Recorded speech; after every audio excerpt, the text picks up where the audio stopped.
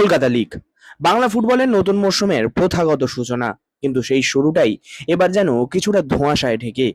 29শে June থেকে league শুরুর কথা থাকলেও জুলাই মাস গড়িয়ে গেলেও এখনো নির্দিষ্ট কোনো ঘোষণা করতে পারেনি আইএফএ। আর এই অনিশ্চয়তাই বড় চ্যালেঞ্জ হয়ে দাঁড়িয়েছে মোহনবাগান সুপার জায়ান্টের রিজার্ভ দলের কোচ বাস্তব রায়ের কাছে। প্রায় 40 দিনের বেশি সময় ধরে দলকে নিয়ে প্রি-সিজন শুরু করেছেন তিনি। কঠোর অনুশীলন, ফিটনেস ড্রিল, ম্যাচ সিচুয়েশন সবকিছুই নিয়ম মেনে চলেছে, কিন্তু মাঠে নামার দিনই যখন অনিশ্চিত, তখন ফুটবলারদের মানসিকভাবে প্রস্তুত রাখা ক্রমশ কঠিন হয়ে উঠছে। বাস্তব রায়ের কথায়, ছাত্ররা তৈরি, কিন্তু তারা এখনো পরীক্ষায় বসতে পারছে না। এই এক কথাতেই ধরা পড়ে তার হতাশা। অনুশীলনে কোনো খামতি রাখতে চান না তিনি, কারণ লিগ শুরু হলে যেন দল একদম প্রস্তুত থাকে। কিন্তু দীর্ঘদিন ম্যাচ ছাড়া থাকলে ফুটবলারদের রিদম ও ম্যাচ ফিটনেসে প্রভাব পড়া স্বাভাবিক। সেই জায়গাটাই এখন সবচেয়ে বড় উদ্বেগের। কোচের মতে শুধু শারীরিক নয়, মানসিক দিক থেকেও ফুটবলারদের তীক্ষ্ণ রাখাও জরুরি। আর সেটাই এখন সবচেয়ে কঠিন কাজ। এদিকে লিগ শুরুর দিনক্ষণ নিয়ে আইএফএর নীরবতা প্রশ্ন তুলছে ফুটবল মহলে।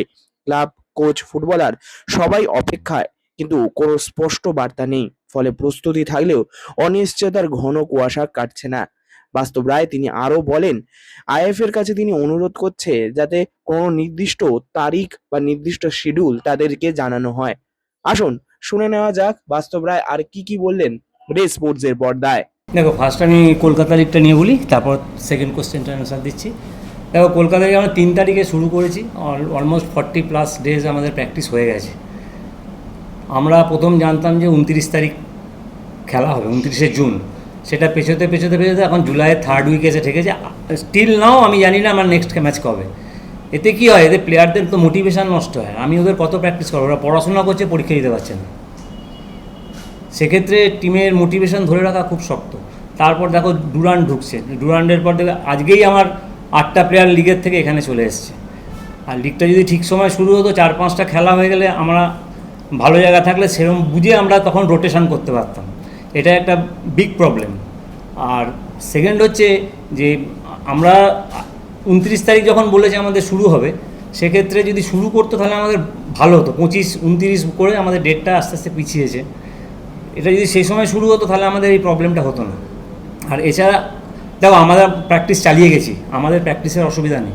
কিন্তু এমন অনেক টিম আছে যারা মাঝখানে প্র্যাকটিস শুরু করে ছোটো টিমগুলো প্র্যাকটিস বন্ধ করে দিয়েছে। একটা স্টেট অ্যাসোসিয়েশন যদি একটা শিডিউল না দিতে পারে, সেটা সব টিমের পক্ষে, শুধু আমার নয়, যারা সব টিমের পক্ষেই একটা প্ল্যানিং করা মুশকিল। আর এখন তো মনে হচ্ছে আমার লেটে প্র্যাকটিস স্টার্ট করলে সবথেকে ভালো হতো, কারণ আমি 25 তারিখ ধরে গিয়েছি। এখন লেটে প্র্যাকটিস যারা স্টার্ট করেছে, এখন অ্যাডভান্টেজটা তাদের পক্ষে সুবিধা হয়ে যাচ্ছে না।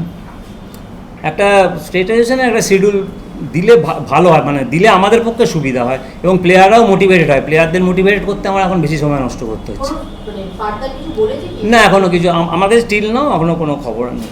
মানে কবে খেলা আমি জানি না। আদমি জয়েন করেছে, এবার আসবে এরা প্র্যাকটিস করে। দেখো, আমার ডোমেস্টিক প্লেয়ার কাজে 11-12 জন এসছে, যারা সবাই এসছে সাহাল ছাড়া। আর 10-11 জন নিয়ে একটা ফুটবল প্র্যাকটিস চলতে পারে না।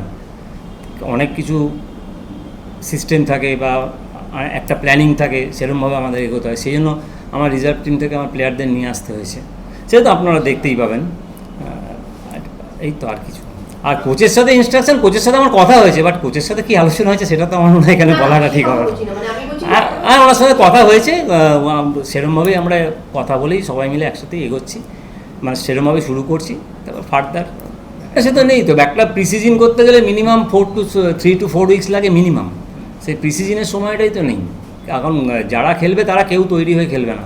যে টিমে ইন্ডিভিজুয়াল ব্রিলিয়ান্স আছে, যে ভালো খেলবে, সে হয়তো ম্যাচ বার করে নিয়ে চলে যাবে। সেটা তো আমার হাতে নেই, সেটা যারা দিয়েছে তারা বলতে পারবে। তা আমি আমার টেকনিক্যাল পার্টটা বললাম যে উইদাউট প্রিসিজন ডার্বি যে কোনো টিমের পক্ষে খেলাই অসম্ভব ব্যাপার। বিদেশিদের ব্যাপারটা আমি ঠিক জানি না, তারা প্রফেশন। আর বা 15 দেখো, প্রফেশনাল প্লেয়ার ওরা নিজেরা একটা জায়গায় লেভেল মেনটেন করেই থাকে সবসময়। যে প্রফেশনাল প্লেয়ার হবে, সে ডোমেস্টিক হোক আর যার খেলার ইচ্ছে থাকবে, সে একটা জায়গায় মেনটেন করেই থাকে। এবার সে এলে বুঝতে পারবো সে কতটা কী আছে না আছে, সেটা তো এখান থেকে বসে এখনই বলে সম্ভব না। নতুন যারা সিএফএল এসছে তারা আসুক, তারা তো পরীক্ষাই দেয়নি। আর পরীক্ষাটা দিক, তবে তারা ভালো বলেই মোহনবাগান টিমে এসছে। তারা পরীক্ষাটা না দিলে আমি কী করে বলবো? পরীক্ষা দিলে রেজাল্ট তো আপনারা দেবেন।